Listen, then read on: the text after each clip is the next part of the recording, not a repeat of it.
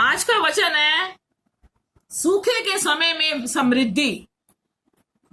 वो सूखे का समय इस समय कौन सा चल रहा है हम सब जानते हैं। हम सब अपनी बिजनेस, नौकरी, हाथों के कामों को छोड़कर सब घर पर बैठे हुए हैं। ऐसे समय पे भी परमेश्वर उस समृद्धि को अपने बच्चों के जीवन में देता है। और वो समृद्धि कहां से आएगी? आइए हम देखते हैं परमेश्वर का वचन, यशाया 58 का 11।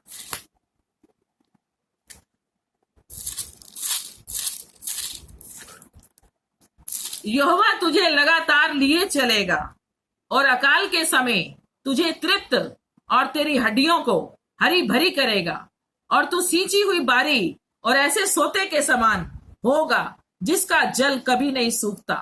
हम प्रभु का धन्यवाद करते हैं इस सुंदर वचन के लिए कि परमेश्वर अपने बच्चों को हमेशा लगातार हर एक परिस्थिति में लेकर चलता है, चाहे इस जगत के अंदर कोई भी परिस्थिति आ जाए। हम जानते हैं इस समय इस जगत के अंदर क्या चल रहा है। महामारी का, कोरोना वायरस का जो आत्मा शैतान की तरफ से इस सृष्टि के ऊपर काम कर रहा है, लेकिन उसके बावजूद भी वो अपने बच्चों को संभाल रहा है, अपने बच्चों की जरूरतों को पूरा कर रहा है, अपने बच्चों की कमी घटी को दूर कर रहा है, अपने बच्चों को हर एक बीमारी से सुरक्षित रख रहा है। हर एक वादा वो अपने बच्चों के जीवन में पूरा कर रहा है। जैसे कि उसका वचन बता रहा है कि वह तुझे लगातार लिए चलेगा और अकाल के समय तुझे तृप्त और तेरी हड्डियों को हरी भरी करेगा। यानी हमारे शरीर में कोई कमी घटी नहीं आएगी, कोई हड्डी कमजोर नहीं होगी, कोई शरीर के अंदर कमजोरी नहीं आएगी। वो हमें सींची हुई बारी के सोते के समान लेकर चलेगा जिसका जल कभी नहीं सूखता। अगर हम परमेश्वर के वचन के साथ चल रहे हैं तो हम रोज हरे भरे हैं, हम रोज तृप्त हैं, हम रोज आशीषित हैं। तो परमेश्वर का आत्मा हर पल अपने बच्चों को संभालता है। आइए हम अगला वचन देखते हैं, यिर्मयाह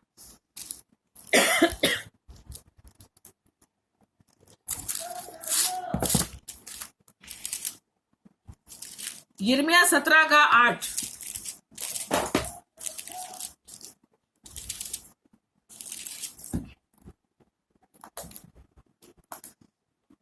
आइए हम पढ़ते हैं। वह उस वृक्ष के समान होगा जो नदी के किनारे लगा हो और उसकी जड़ जल के पास फैली हो। तब धूप होगी, तब उसको ना लगेगी, उसके पत्ते हरे रहेंगे और सूखे वर्ष में भी उसके विषय में कुछ चिंता ना होगी। हम प्रभु का धन्यवाद करते हैं। प्रभु अपने बच्चों को किस वृक्ष के समान बना रहा है? जो नदी के किनारे लगा हुआ है। नदी के किनारे लगे हुए वृक्ष की जो जड़ है उस पर पानी जा रहा है। यानी कि इस समय वो जड़ क्या है? परमेश्वर का वचन। और नदी के पास लगे हुए वृक्ष कौन है? उसके बच्चे, जो परमेश्वर के वचन के पानी को अपने जीवन के ऊपर ले रहे और उनके जीवन का हर पल, हर घड़ी ब्लेस वाली है, आशीषित है। उस पर कोई भी धूप नहीं आएगी, कोई भी वो मुरझाएगा पत्ता नहीं। सूखे वर्ष में भी, यानी इस समय जो टाइम चल रहा है, इस समय जो बेरोजगारी चल रही है, इस समय जो काम सब रुके हुए हैं, जो बिजनेस रुके हुए हैं, जो नौकरियां रुकी हुई हैं, जिनके काम रुके हैं, वो लोग सोच रहे हैं कि हम कैसे खाएंगे। लेकिन परमेश्वर के बच्चों को कभी किसी चीज की कोई घटी नहीं होती। बाइबल का वचन कहता है कि शेर भूखा रह सकता है, लेकिन परमेश्वर के बच्चे कभी भूखे नहीं रह सकते। तो इसलिए उन्हें अपने लिए कोई भी चिंता करने की जरूरत नहीं है, क्योंकि उनका जीवन क्या है? हर पल फलता रहेगा, ब्लेस होता रहेगा। उस जीवन के अंदर कभी भी शैतान हाथ नहीं लगा सकता, क्योंकि वो हमेशा परमेश्वर के वचन से उसका बच्चे जुड़े हुए हैं। आइए हम आगे देखते हैं। भजन संहिता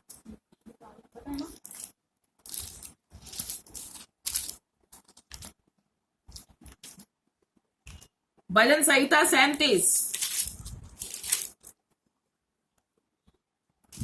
37 का 18।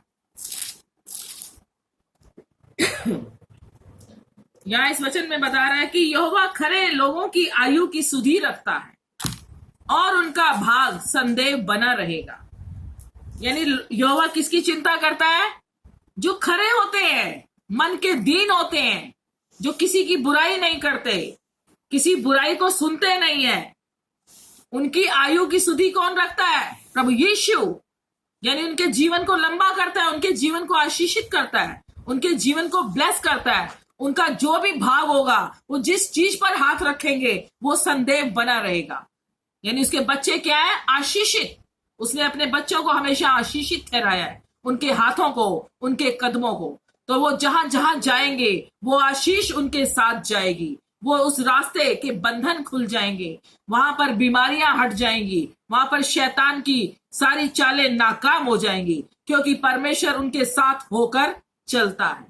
तो परमेश्वर के लिए कोई भी चीज मुश्किल नहीं है, सिर्फ उसका बच्चा उसके वचन के साथ चलता रहे। और इसीलिए उनके जीवन में आशीष आती है जो परमेश्वर के वचन का पूरी खराई से पालन करते हैं। अगर परमेश्वर का वचन कह रहा है कि हमें किसी की बुराई नहीं करनी, तो हमें किसी की बुराई नहीं करनी। अगर हमारे जीवन में छोटा सा भी एक झूठ भी पाया जाता है, अगर हम किसी की निंदा भी करते हैं, किसी की बुराई भी करते हैं, तो उसका भाग नरक की झील में बोला गया है। नरक की उस आग के अंदर हर छोटी गलती का भाग बोला गया है। तो यही वो समय है कि हम अपने जीवन को सुधार लें, अपने जीवन को बदल डालें, ताकि परमेश्वर के जो आने का समय नजदीक आता जा रहा है, उसके साथ रैप्चर में उसके बेटे और बेटियां उठाए जाएं। अभी अपने मन को बदल डालो, अपने मन को परमेश्वर के वचन की तरफ लगाओ। आइए हम आगे देखते हैं, इसका 19 भी पढ़ते हैं एक बार। विपत्ति के समय उनकी आशा ना टूटेगी और ना वे लज्जित होंगे, और अकाल के दिनों में वे तृप्त होंगे। विपत्ति के समय यानी कि अगर उसके बच्चों के सामने कोई शैतान परिस्थिति लेकर आता है, जैसे कि इस समय इस संसार के अंदर अन्य जाति के लोग भी हैं और विश्वासी भी चल रहे हैं, लेकिन दोनों के जीवन में जमीन आसमान का अंतर है। विश्वासी विपत्ति के समय अपनी आशा परमेश्वर की तरफ लगाता है, लेकिन अन्य जाति का व्यक्ति क्या होता है? संसार की चिंता में घुलता चला जाता है। अरे घर का गुजारा कैसे होगा, हम खाएंगे कैसे, हम रहेंगे कैसे, हमारी हर एक बात कैसी पूरी होगी। लेकिन जब वो परमेश्वर पे भरोसा नहीं रखते, मनुष्यों पर भरोसा रखते हैं, मनुष्य के कामों पर भरोसा रखते हैं, तो उनकी आशा टूट जाती है और वे लज्जित होते हैं। तो इसलिए हमें हमारा भरोसा किस पे होना चाहिए? जीवित परमेश्वर पर। जब हम जीवित परमेश्वर पर भरोसा रखेंगे तो हम कभी भी लज्जित नहीं होंगे। आइए हम देखते हैं रोमियो नया नियम,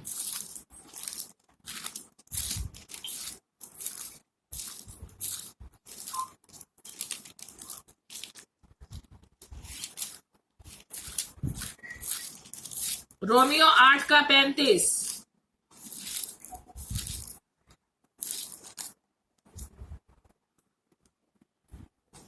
कौन हमको मसीह के प्रेम से अलग करेगा?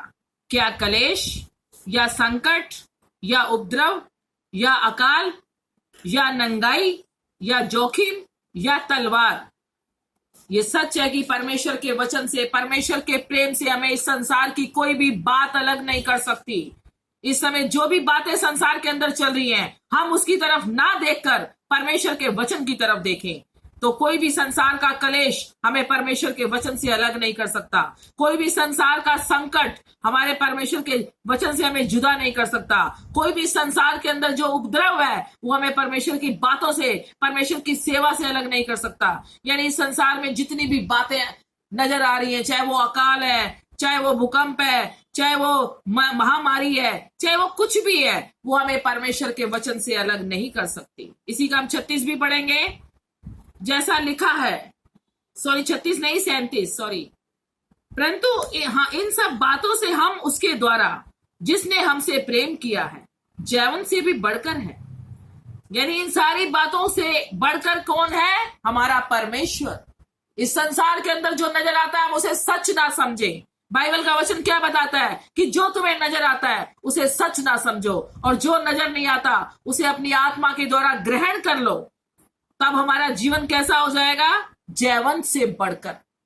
अगर हम संसार की किसी भी बात की तरफ जाएंगे, देखेंगे या चिंता करेंगे या उसका रोना किसी मनुष्य के आगे रोएंगे, तो वहां पर कभी भी आशीष नहीं आएगी।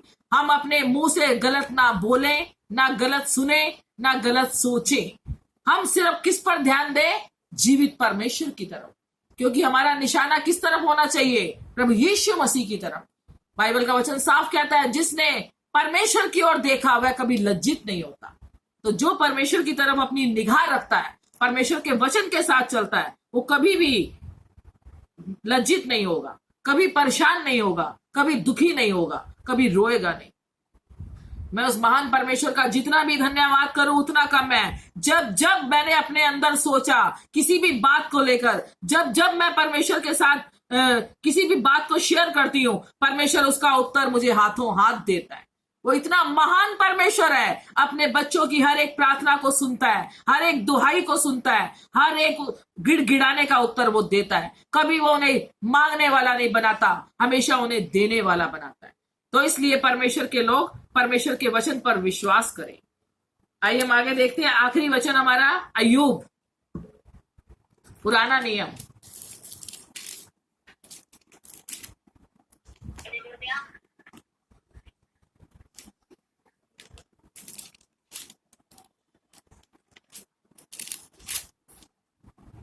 अय्यूब 23।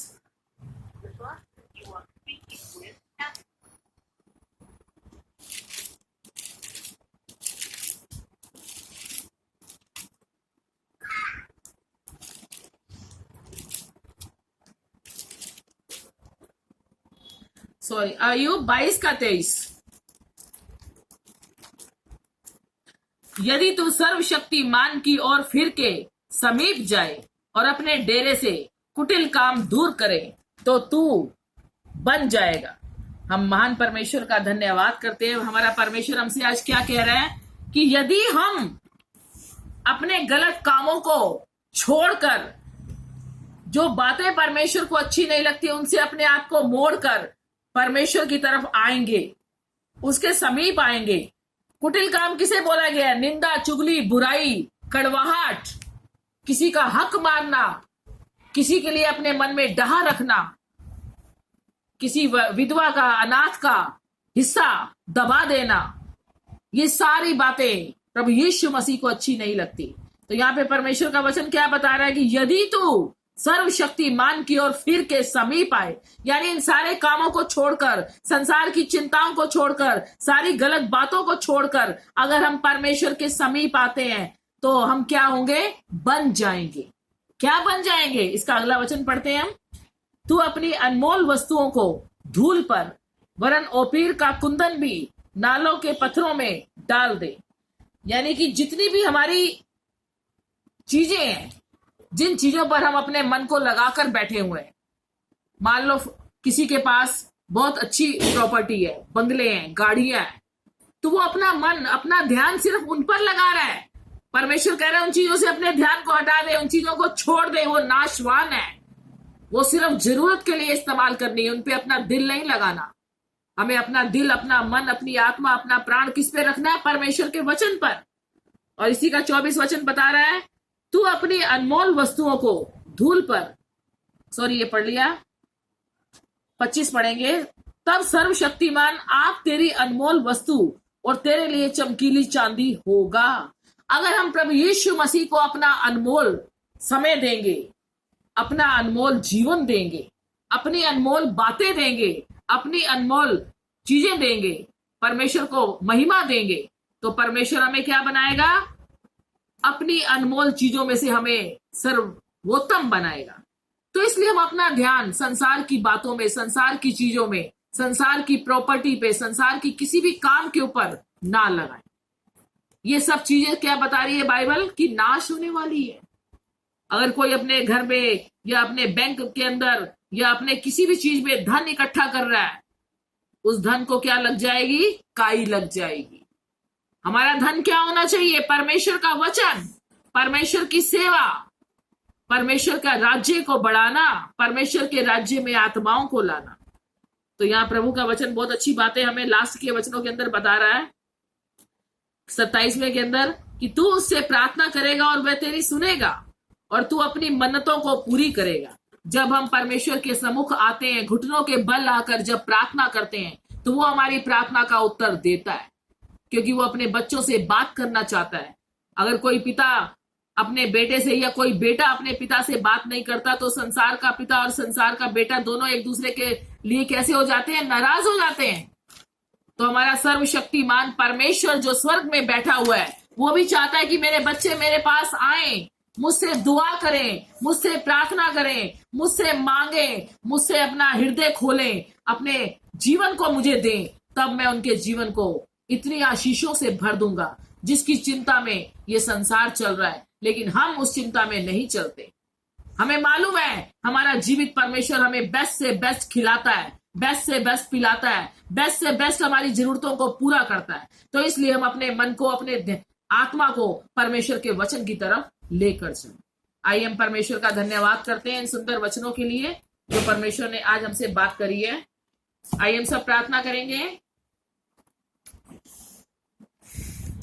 प्यारे पिता सर्वशक्तिमान, सारी सृष्टि को बनाने वाले, आकाश और पृथ्वी की रचना करने वाले सत्यनिष्ठ पिता, हम आपका करोड़ों बार धन्यवाद करते हैं प्रभु कि आपका वचन बता रहा है कि सूखे के समय में समृद्धि। हाँ प्रभु, हम तेरा करोड़ों बार धन्यवाद करते हैं। तू अपने बच्चों को सूखे के समय में, हर एक परिस्थिति में, हर एक अकाल में, हर एक नंगाई में, हर एक भूखमरी के अंदर, हर एक महामारी के अंदर अपने बच्चों को अच्छी से अच्छी वस्तुएं देना जानता है, बेस्ट से बेस्ट खिलाता है। प्रभु मैं तेरा धन्यवाद करती हूँ। इस समय ये वचन जितने लोग सुन रहे हैं ऑनलाइन के अंदर, प्रभु तेरा आत्मा उनके जीवन को बदल डाले, उन्हें अपने विश्वास में बढ़ाए, अपनी आत्मा में बढ़ाए। रीदा खालाबा शिंदारा खालाबा सी दे रे। Thank you Lord father, thank you Holi spirit. इस वचन के द्वारा एक एक बेटे बेटी से, एक एक बुजुर्ग से, एक एक जवान से और मुझसे, हम सबके घरानों से बात करने के लिए, इन वचनों के द्वारा हम सबको आशीष देने के लिए, यीशु मसीह नासरी के नाम में, आमीन।